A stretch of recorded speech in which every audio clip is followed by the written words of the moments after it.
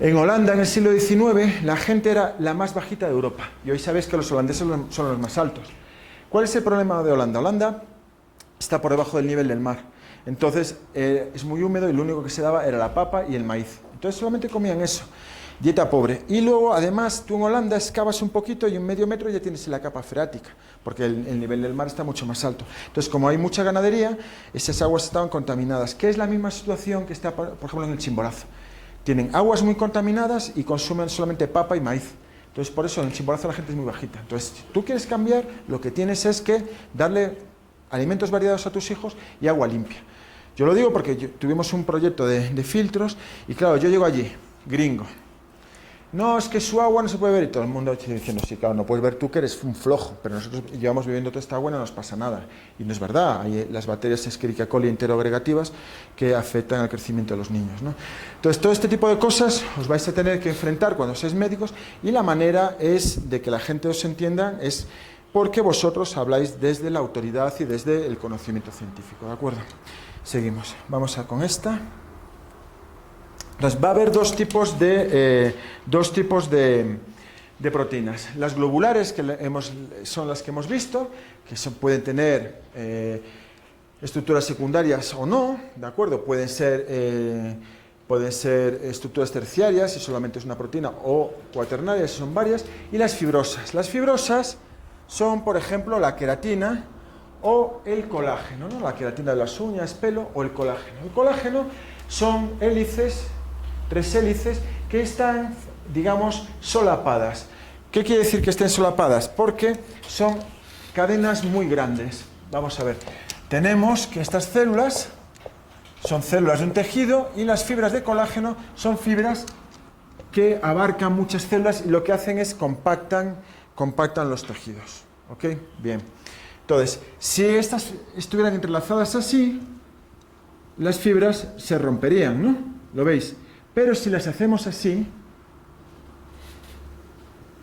lo veis, ¿no? Están como entrelazadas de esta manera y entonces pueden hacer fibras muy largas, más largas que las células. Y eso mantiene a la carne en su sitio. Entonces, por ejemplo, el semestre pasado fui al cuarto de baño, estaba un alumno y le dije, vamos a poner la mano debajo del chorro.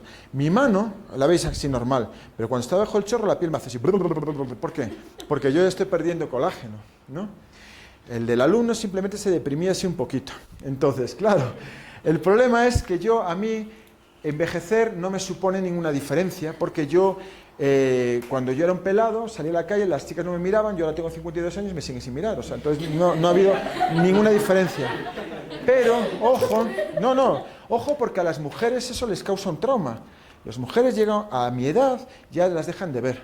Y claro, es tremendo porque yo me acuerdo, o sea, cuando a mi hija le salieron pechos, o sea, mi hija era una niña, antes no la veía nadie, y cuando salen pechos todo el mundo está viendo, ¿no? Yo ahí ya con el láser ahí dándole los ojos, pervertido, muere. Entonces la cosa es que esas mujeres que han tenido mucha presión, ¿no? de miradas, cuando de repente se vuelven invisibles, aparece la compañía, ¿no? Cosmética, farmacéutica, y dice, tengo una pastilla de colágeno anti-envejecimiento. Y además son tan perversos que dicen, tienes la marca de la cabra, ¿no? Que te cuesta $1, pero tienes estas que son alemanas, que son fantásticas, que cuestan $2, y la gente los compra. Entonces, ¿por qué es un timo comprar colágeno? ¿Por qué? Porque no hay células digestivas. Sí, vas bien, pero explícamelo mejor. Porque no se degradan. ¿Se degradan? O sea, se degradan. ¿Con qué enzimas se degradan? Como son proteínas, las degradan las proteasas que están en el estómago, ¿te acuerdas? La tripsina, la quimiotripsina. Entonces, ¿qué pasa? Que estas proteínas que son muy largas se convierten en pequeños aminoácidos o ondímeros, o sea, dicen dos aminoácidos, que van a ser atrapados por las células del epitelio intestinal y van a entrar a través de pequeños canales. Es decir, ¿puede entrar esta estructura tan grande? No, es imposible. Además que fijaros, ¿qué es lo que hay en los intestinos? Full bacterias, ¿no? Entonces, lo mismo que entraría un colágeno que es inmenso, también podría entrar una bacteria o un flagelo de una bacteria. Y si entra un flagelo de la bacteria en sangre, nos va a provocar una sepsis. Entonces, lo que entra en las células epiteliales simplemente son las subunidades, las aminoácidos, ¿de acuerdo? Entonces, tomar una pastilla de colágeno no te hace nada. Lo que pasa es que es placebo. O sea, yo meto, veo la piel y me da igual porque yo sé que voy a morir, no tengo ningún problema. Bueno, pues ya está. Diosito, llévame pronto. O sea, ¿qué lo voy a hacer? Pero hay gente que se angustia y paga por eso. Pero yo no recomiendo que hagáis pelea de eso. Si la gente quiere tomar, que tome, ¿sabes? Déjalos, no pasa nada.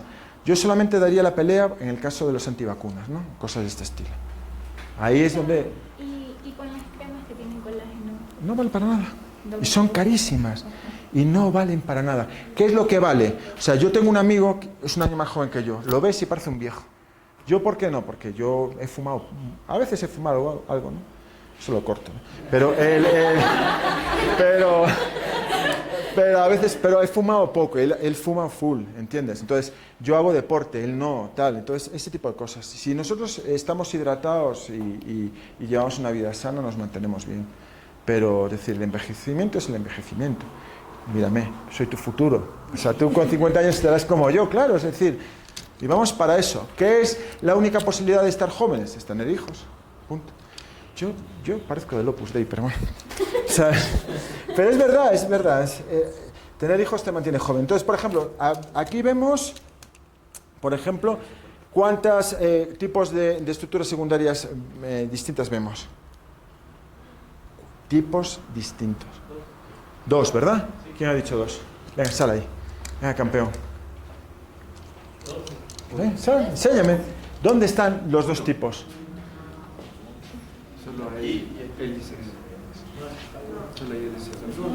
Puedes enseñarle. Espera, no te vayas, que te va a enseñar.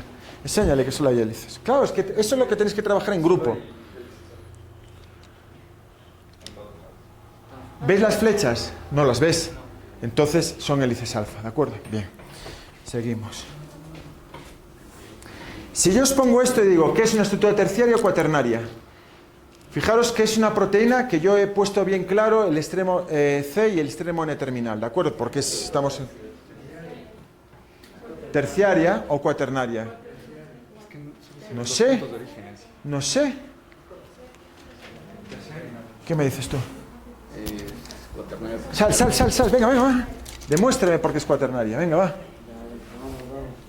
Es terciaria, pues tiene 2 extremos. Más de 2. Entonces, una y perdón, por las flechas. ¿Qué también es?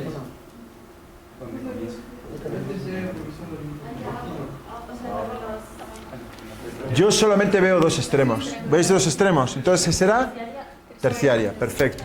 Ok. Damos siempre nuestras afirmaciones. ¿Tu nombre es? Daniel. Basados en hechos. Entonces tú sales ahí, ve los extremos. ¿Cuánto hay? 2. ¿Hay 3? No. Entonces es... Si es más de 2, es cuaternaria. Ok, bien. Seguimos. Bien, esto que tenemos ahí, ¿qué será? Hetero, homo, un hexámero, pentámero. Puede ser no. Es un heptámero. Entonces, ¿será un hetero o un homo? Hetero, porque son distintas. Yo las veo iguales, ¿no? Homo, bien. Es un homo heptámero. Esta es la Groel. La Groel es una chaperona. Las chaperonas son proteínas que lo que hacen es ayudar a plegar. Entonces, si yo, por ejemplo, hago un avión de esta proteína, ¿cuántas chaperonas distintas me van a hacer falta? Me va a hacer falta una, ¿de acuerdo? Me va a hacer una, me va a hacer falta otra, ¿de acuerdo? Me va a hacer falta otra. Si esta proteína chaperona no funciona bien, esta proteína mal plegada se le pondría una señal y se mandaría a un sitio a que se degrade, ¿de acuerdo?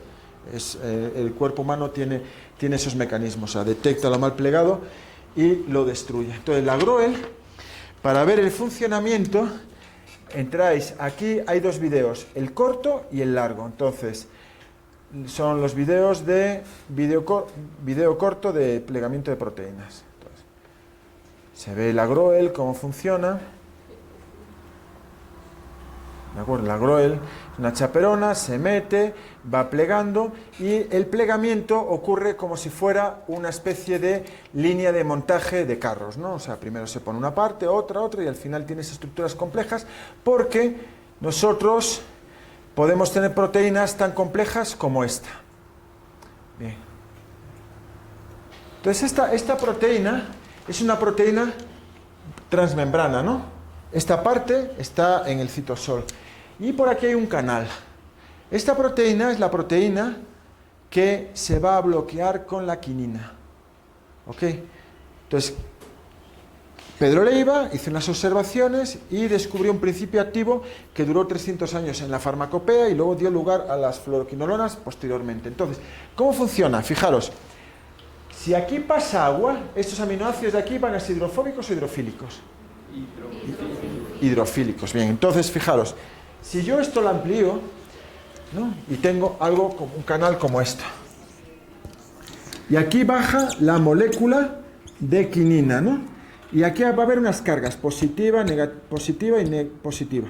Y aquí negativa, negativa, positiva y negativa. Esta molécula va a tener cargas aquí negativa, negativa, negativa, positiva, positiva, negativa y positiva. Entonces, crea puentes de hidrógeno y forma un tapón. Al ser un tapón, no va a permitir que pase en sustancias y el plasmodium se muere. Entonces, Pedro Leiva lo descubrió por casualidad. Sin embargo, ¿cómo ocurre hoy en día? Hoy en día, los científicos, las empresas, cuando digo empresas, hablo de empresas como ciudades. O sea, yo os pongo, por ejemplo, aquí la Bayer, ¿no? Es una empresa alemana.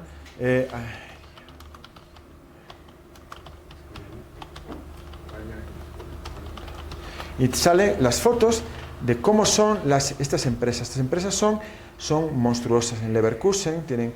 Entonces son así, son ciudades, ¿no? Y esto es uno de los centros, luego tienen más centros, ¿no? Edificios, edificios, edificios. Entonces, tienen a lo mejor gente trabajando 15 años para obtener esta estructura tridimensional que os voy a enseñar ahora cómo se hace por cristalografía. Entonces, cuando tú tienes esto, lo que haces es, hablas con químicos orgánicos. Bueno, ellos tienen, ya no es que hablen con químicos orgánicos, ellos tienen bibliotecas de millones de compuestos sintetizados. Entonces dice, quiero un compuesto que tenga menos de este tamaño. Entonces dices, hay 2 millones, y de esos 2 millones quiero que tengan esas cargas. Entonces, cuando tienen unos pocos, lo prueban, y si funciona, es un medicamento, una patente. Y la patente luego la venden cara.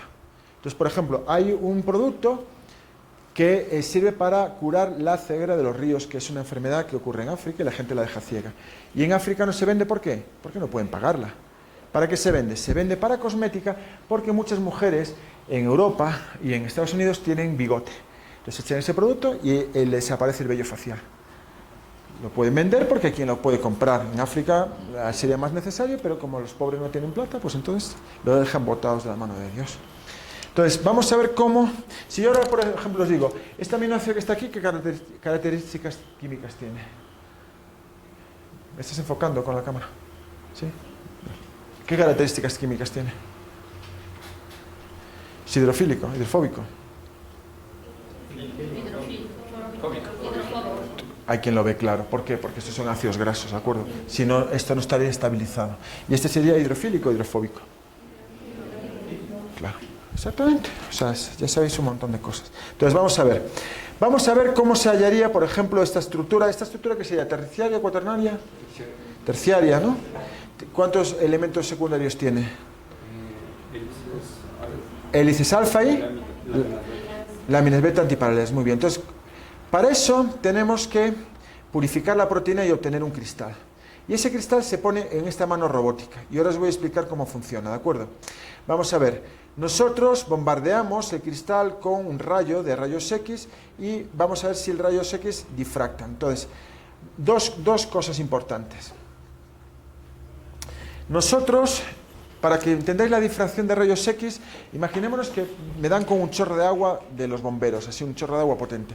¿Cómo voy a salpicar más? Si viene el chorro así o así. Así, ¿no? Bien, pues la difracción de rayos X sigue ese principio. Entonces, vamos a ver, ¿todos habéis hecho el experimento de quemar un papel con una lupa? No. ¿No? ¿Nunca? ¿No has cogido una lupa? Que de serio lo he dicho. ¿Nunca te han dado una lupa? Ah, pues te lo tengo que conseguir, mira. Puedes poner una lupa y concentras los rayos. Cuando los concentras, es decir, la lupa hace esto. Cuando la lupa hace esto, te junta todos los rayos en un punto, en ese momento el papel empieza a arder. Puedes hacerlo también con un compañero, pones un compañero, le haces así, y lo quemas, ¿no? O sea, es la otra versión, ¿no? Entonces, esto porque tú concentras los rayos en un punto.